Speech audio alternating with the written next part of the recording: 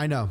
In the last video, I said I was going to edit the videos I already recorded and put them out, but this one just felt a little bit more personal and a little bit more important right now. Low effort Super Bowl halftime review. Low effort concert review. Time to read out some of you cabrons. If you had a problem with Benito at the halftime show, you're not going to like what I have to say here. And frankly, I don't give a fuck. I do whatever I want. A little bit about me. I grew up in West Cleveland, which is a super culturally diverse place, but my personal ethnic background, I'm going to explain a little bit because not all of you guys know me, so not all of you guys know. Yes, I have the Puerto Rican flag in the background, so maybe you picked that up a long time ago. I'm also Guatemalan. My mom's side is Puerto Rican and Guatemalan, so I'm half Latino, and then my dad's side is Neapolitan white. There's just a bunch of whites in there. My dad was always present in my life. I'm very fortunate for that. However, I grew up mostly in my mom's house my whole life. Latino culture is the only culture I know. I don't know if there is white culture. That's another conversation. Growing up on the west side of Cleveland, with it being so culturally diverse, there's a huge Latino presence here. I was always way too white for the Latinos, and then on the flip side, once the white people found out I was Latino, I wasn't white anymore. I got called a spick, wetback, Mexican, especially when I went to a suburb school for high school. They really doubled down on that whole thing because they're racist there. Let me just say this right now. Maybe this is just a me thing. Calling me a different type of Latino doesn't hurt my feelings. You dumb fucking idiot. Mexicans are cool too. With all that little background, it's just to say this representation meant so much to me. And I'm gonna try.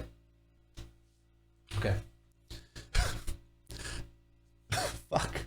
I'm gonna try not to be emotional about this, but knowing what this meant to me, my mom, what it would have meant to my grandmother, who I have tattooed on my arm, and all my family, hopefully even my Guatemalan family, what this meant to them, this transcends so much bigger than fun 13-minute halftime show. In the nicest way possible, it really hurts that the country is so fucking racist against my culture that they put on a racist halftime show. Does it make a lot of sense that they chose the guy who has lyrics about being a child pedophile? Yes. Our president's one. Did I watch Turning Point's bullshit at all? No. Will I watch it? No. Did I see that they faked the numbers and they only had 11,000 people watching at one time though? Yes, I did. Did I also see that Bad Bunny broke the record with 135 million plus? Yes, I did. Just in case you guys don't know, Latinos like to be together. So that's a way bigger number because we were all together watching that. That's like one TV per 20 Puerto Ricans that were watching that and Latinos. Let's just actually talk about the show itself. It's starting with his full government name rather than starting with Bad Bunny meant a lot to me because that is the way names are done on the island. It is first name, middle name,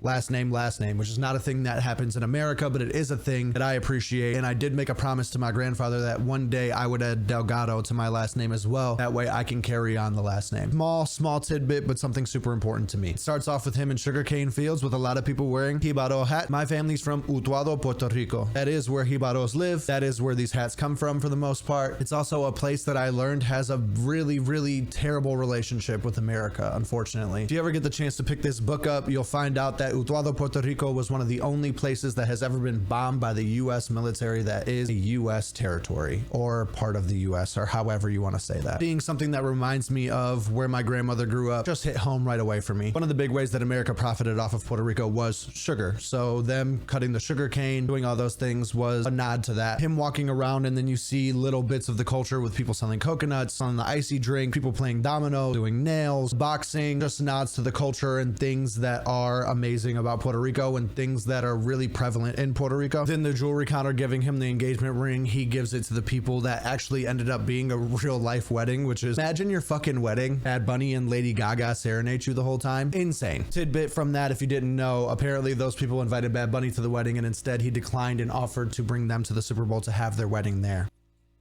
Heads over to the casita where you see a lot of Latino stars. There's Karol G, Young Miko, Pedro Pascal, Honey herself, who did not always claim to be Latina, but apparently is embracing it now. Cardi B, he falls through the casita, kicks the door open, and then starts playing Puerto Rican reggaeton. Tego Calderon, Don Omar, Daddy Yankee. All those songs play and then lead into one of his huge hits from the new album, EOO. In Spanish, he says, "You're now listening to the music of Puerto Rico," which to me, what I got from that is not only is it celebrating all the people that he looked up to and all the people that paved the way for him to be where he's at now, but it's a reminder to all you fucks who love reggaeton music before Bad Bunny was doing the Super Bowl. There's all those songs that you love that you want to talk shit about. That's our music. That's what we're doing here. You like this music. You just can't get over it because you're racist. I know people were talking shit about the two dudes grinding by the truck when he was standing on top of the truck to perform EOO. It's a quick reminder. This show was about inclusion for everyone, including gay people. They exist, brother. Stop being a homophobe. They start playing the violins at the beginning of Monaco, motherfucker. Put that in there for Ralph. You'll understand the reference. That's the close-up scene where where the camera is moving with him like this and says, if you're seeing me right now at the Super Bowl, it's because I never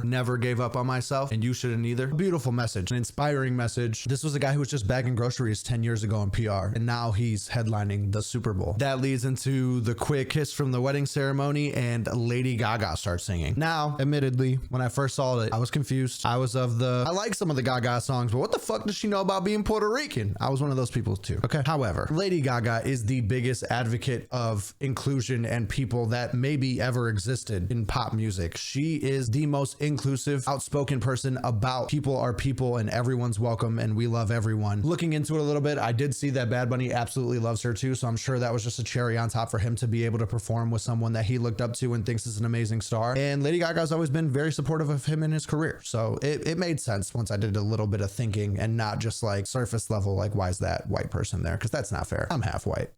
That's not fair. As they're dancing all over the place, he wakes the little kid up off the chair. Anyone even remotely close to the Latino culture knows that that's a real thing. I've been that kid before. I have very young parents. I've been that kid before. I've definitely slept on some chairs because you move the chairs to the side so there's room on the dance floor. You know what I mean? That leads into Nueva York, where you basically have like a little version of New York there with a marquita. There's actually a woman I saw in a video recently who's owned a place for 50 plus years. She serves him something in the middle of it. Nice little touches just to prove that every second of this whole thing was so intentional. Then, as they say, the best in the world, number one, the best in the world, Puerto Rico. There's a child watching him win his album of the year, and Bad Bunny comes over and hands him the Grammy. I could see that two ways. It could either be him portraying himself, saying, look at what your future is, or it could be the other way, where it's you saw me do it, now you can do it too. The door's wide open. There is no ceiling. Either way, it's a beautiful message. Then we get to the part that would have melted my grandmother's heart. She would have passed out. Fucking Ricky Martin. Getting Ricky Martin to put his beautiful vocals on a song about please don't turn the island into what you turn Hawaii into is just perfection. Nobody could have sang that song better than him in that moment. And Ricky Martin's openly gay. Again, all about inclusivity here. And that motherfucker looks younger than me. I'm confused. Why? How's he aging in reverse? I don't understand. He still looks the same as when he used to shake his bombs back in the day. That led to one of my personal favorite Bad Bunny songs from Uverano Senti, the Me Gusta La Chota de Puerto Rico song. He didn't say that live. They changed it up a little bit, but that's what that song is. That, if you know, you know. The imagery of him coming up with the light poles around him, holding the Puerto Rico flag was powerful imagery. Anyone who doesn't know this, here's a little tidbit for you. Flying the Puerto Rico flag, even in Puerto Rico, was illegal for a really long time. So if you see Puerto Ricans and you're like, why do they have their flag everywhere? That's why. It was seen as an act of resistance against America because at the time, Puerto Rico was looking for independence from America because America was taking advantage of Puerto Rico and not giving them a seat at the table. We are a territory, but we don't get to vote. We don't get choices. We only vote our governor, and then the governor's under the thumb of America the whole time. It's a whole thing. Look into it if you want to know more about it. It's actually fascinating and amazing American history because our history is American history. Our grandparents weren't allowed to fly flags. It was that recent. Also, they poke fun at the electrical grid. The power's always out in Puerto Rico. So that was what they were doing there on top of the electrical grid. If anyone's confused why the power went out and the lights were flickering, it's because you don't know a lot about it because it's not talked about a lot. I know a lot about it because I follow a lot of Rican content creators, but outside of that, you wouldn't know a lot about that. He got up top and instead of singing the Me Gusta La Chocha de Puerto Rico part, he sang Café con Ron instead. A lot more tasteful for the American public, for sure. Then maybe the most powerful part of the whole performance, he says, God bless America, and then he goes on to name all of America, every country in the Americas. That is America. It's not just the United States. I know that we, as the people in the United States, look at America as only us, but that's just not the case. Like I said, I'm Guatemalan and Puerto Rican on my Latino side, so hearing him say Guatemala and Mi Barrio Puerto Rico meant the world to me because you don't hear those places named. I never hear anyone talk about Guatemala, ever. And just so you're aware, I got one of those too. My love isn't only for Puerto Rico. My love is for my Latino culture, period. I just always been heavily influenced by my Puerto Rican side because my grandmother, who had a huge part in raising me, was from Utuado. So a lot of what I learned was about Puerto Rico. But that moment specifically is the part that really got me emotional. Him naming every place and then putting up love is the only thing stronger than hate is the whole message of the whole Super Bowl halftime performance. He could have went up there, especially with the way that conservatives specifically are acting. He could have went up there and had a message more in line with what Kendrick Lamar did did, where it was a very on the nose activism performance for the Super Bowl halftime show, which was incredible. And I love that Super Bowl halftime show. I love Kendrick. Instead, he went the route of love and inclusion. And that's what his whole show was. He didn't leave anybody out. Every color of people up there. He had a white person up there singing in English. You guys got your thing that you wanted. And don't pretend like you don't love Lady Gaga, because you do. And then he stayed true to himself the entire time. He is a kid from Puerto Rico that decided he wasn't going to change himself for anybody. And he dedicated his show to everyone with a heavy emphasis on the Latino culture. At the end, he said, Seguim aquí, which was what he named his merch store in Puerto Rico. When I went to go get this hat for my birthday in Puerto Rico, it has a very similar message on the back here. It just means I don't want to leave here, which was very much his message of the entire album, his residency, halftime show, everything that he does. It was a full love letter to Puerto Rico. And I know if my grandma was alive today that she would love Bad Bunny and everything that he stands for. He led into DTMF, which is the song hits the most home for me, because the message of the song is, I wish I took more photos, and you know what it is. It's the one that everyone knows, even the translation of it. My one nitpick for the whole show is I wish that song would have went on longer, especially during that moment with him celebrating with everybody on the field, jumping around, singing the song. That was the part that got me the most emotional. It is right now, and it's really hard not to be. As an Osabo kid from the west side of Cleveland, who has only visited the island and never had the opportunity to live there, that performance meant everything to me. Everything going on in this country, specifically with ICE, I have daily worries that someone's going to stop my grandfather. And I've never asked him how he feels about that. He's a legal American citizen, but he was born in Guatemala. I don't want to have that conversation with him, because it's not fair that he could be profiled just for walking down the street, even while being a legal citizen here. I had a conversation with my mom once where she had asked me if I'm ever ashamed to be Latino. This is a conversation I don't like to share very often. And no, I've never felt that way, even in the slightest. I'm so fucking proud. My mom asked me because she endured a lot of racism growing up because of it. A lot of people made her feel like she was too ghetto and too ratchet because she was Puerto Rican instead of white, or a different Latino that wouldn't be Puerto Rican, because Puerto Ricans are looked at as ghetto and ratchet. This is one of those moments that I'm sure I could speak for everyone who is Puerto Rican, that no one expected to get this big and to happen this way. And now that it did, we want to live in it. We want to cherish it. It's a feeling you want to feel all the time. I've never been more proud than now.